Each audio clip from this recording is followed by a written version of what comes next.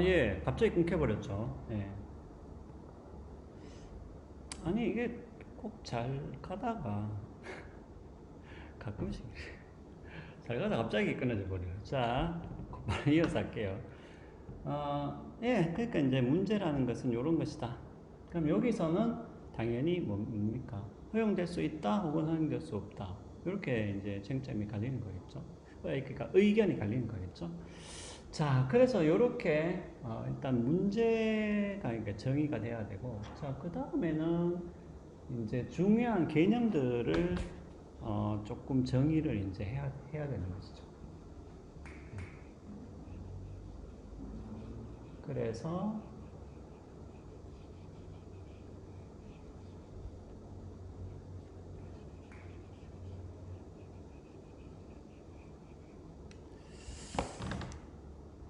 그래서 이제 개념들을 이제 중요한 개념들을 좀 이제 정의가 돼야 됩니다.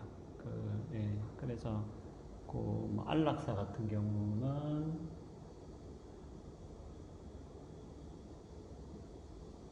지금 제가 이제 뭐 좀 올려놓기도 했는데 사실은 이게 이제 사람들이 좀 잘 요거를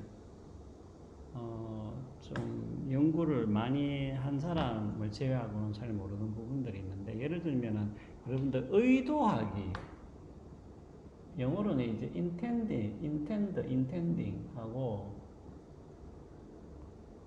foresee라는 게, 그러니까 예견이죠, 예견. 그냥 이제 그 앞일을 뭐 예상한다 이런 뜻인데, 그러니까 의도와 예견이 조금 구분을 해요. 네, 요 안락사 문제에서는. 그러니까 요런 개념, 요런 개념을 왜 구분하는 것인지, 또 요런 것을 구분하는 것이 왜 문제를 해결하는 데 중요한 것인지. 그래서 요런 개념들을 이제 좀 잘 정의를 할 필요가 있습니다. 일단은 문제를 우리가 처음에 정의했다면은 그 두 번째 단계로는 중요한 개념들을 이제 파악을 하셔야 돼요. 그래서 지금 예를 들면은 코로나 같은 경우에도 있잖아요. 이게 뭐 말이 나왔으니까 뭐 조금만 한번 이야기를 해봅시다. 아니, 그러니까 코로나 같은 경우도 이제 여러분들 이런 거 생각을 해보셔야 돼요. 예, 그러니까 우리가 이제 과학기술과 윤리 이런 이제 과목을 배운다는 것은 어떻게 보면은 우리가 쟁점에 대해서 이제는 분석을 할 수가 있어야 되는데, 예를 들면은 여러분들 이런 걸 한번 생각해 보세요. 그러니까 지금 자꾸 우리가 확진자 얘기를 하는데, 요 확진자를 이야기하기 전에 여러분들 요거를 생각을 해 보셔야 돼요. 자, 그냥 요렇게 우리가 전체 인구를 요렇게 나눌 수가 있잖아요. 예를 들면 걸린 사람, 그냥 감염자라고 합시다.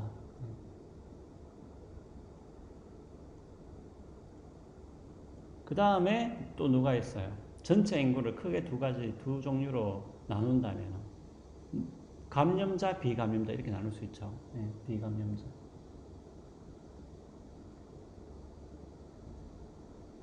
자, 그 다음에 여러분들 이 중요한 게 조금 밑에 쓸게요. 너무 가까이 있습니다.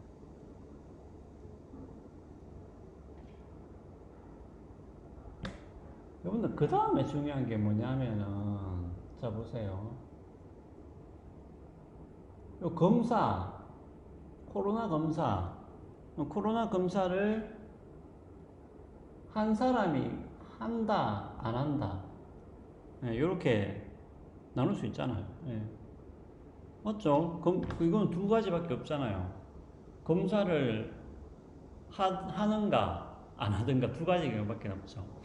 자, 그러면 여기서 이렇게 경우의 수가 네 가지가 생기는데, 자, 보세요. 지금 문제는 뭐냐면은, 감염자 중에서 검사를 한 사람이 있겠지. 요 그룹에, A그룹에 속하는 사람. 그러니까 A그룹에 속하는 사람은 어떻게 보면은 지금 큰 문제가 안 되는 거예요. 왜냐하면은 검사에서 양성이 나오면 그때부터는 바로 관리가 들어가죠. 다 기록이 되죠. 이 사람이 양성이다. 그때부터는 이 사람을 어디에 입원시킬 것이냐, 어디에 자가격리를 시킬 것이냐, 이런 것들이 다 추적 관리가 된다는 것이죠. 그러니까 어떻게 보면은 감염자 중에서 지금 검사를 한 사람은 큰 문제가 없어요. 그러면 결국은 뭐예요? 감염자 중에서 검사를 지금 안 한 요 B그룹. 지금 여기서부터 문제가 이제 생기기 시작하는 것이죠. 자, 그 다음에 비감염자인데 검사를 한 사람. 네. 비감염자인데 검사를 한 사람.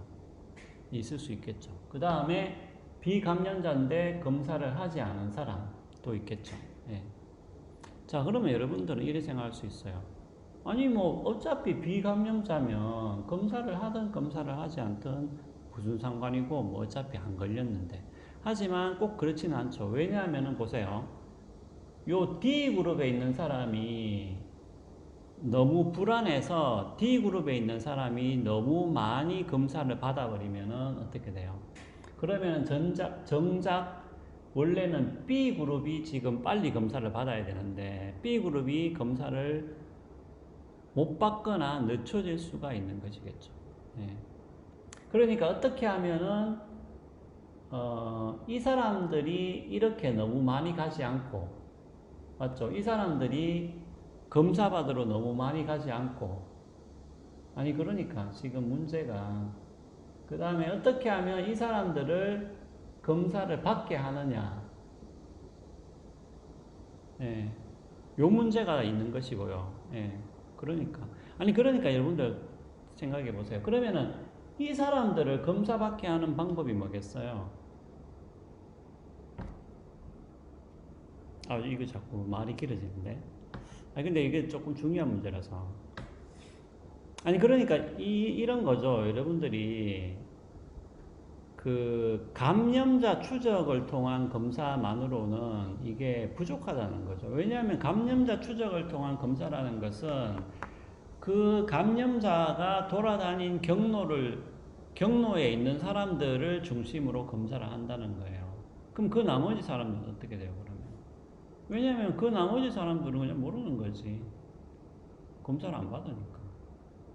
그러니까 뭐냐 하면은 감염자인데도 아직 검사를 안 받고 있는 사람을 검사를 하기 위해서는 감염자 추적을 통한 검사만 할 것이 아니고 무작위 추출을 통한 검사도 뭡니까? 해야 되는 것이죠. 그러니까 대구 같은 경우도 그냥 무작위로 뭐 동을 썼든지 뭐 세대를 뭐 20대, 30대, 40대 이렇게 썼든지 해서 무작위 추출을 통해서 그냥 검사를 하는 거예요. 그냥 그 사람 본인 의사 상관없이 그냥. 예. 왜냐하면 그렇게 해야지만이 요 사람들을 어느 정도 잡아낼 수 있고, 그러면은 잡아낸다면은 또 이 사람들을 중심으로 해서 또 누가 감염이 됐는지를 우리가 추적 관리를 할 수가 있는 것이죠. 자, 그렇게 된다면은 지금보다 확진자가 더 늘어날 수도 있다라는 거죠. 왜냐하면은 무작위 추출을 통한 검사를 하면은 이 그룹에 있는 사람들이 만약에 더 많이 확진이 된다면은 당연히 확진자는 더 많아질 수도 있다는 것이죠. 자, 뭐 또 많아요. 지금 또 더 할 얘기가 많은데 일단은 이런 식으로 뭐냐 하면은 우리가 어떤 쟁점에 대해서는 이렇게 정확한 개념, 몇 가지 중요한 개념들을 반드시 파악할 필요가 있습니다. 그러니까 코로나 검사 같은 경우에도 이런 경우의 수, 아주 기본적인 개념이지만 이런 경우의 수를 반드시 생각을 해야 된다는 것이죠.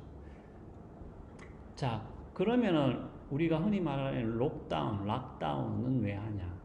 자, 그거는 다음 시간. 아니, 그걸 계속 이야기하면 코로나 이야기만 계속 해야 돼요. 하여튼, 그러니까 이런 식으로 중요한 개념들을 정확하게 파악할 필요가 있습니다. 자, 그 다음에 이렇게 개념들을 좀 정의를 했다면은,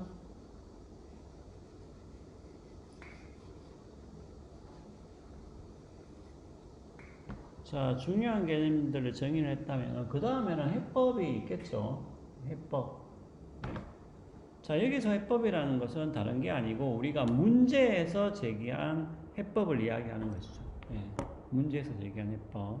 예를 들면은, 문제에서 예를 들면, 안락사가 허용되느냐라고 물었을 때, 여기에 대한 해법은 당연히 우리가 두 개를 생각해 볼 수 있죠. 예. 하나는 뭐겠어요? 허용된다.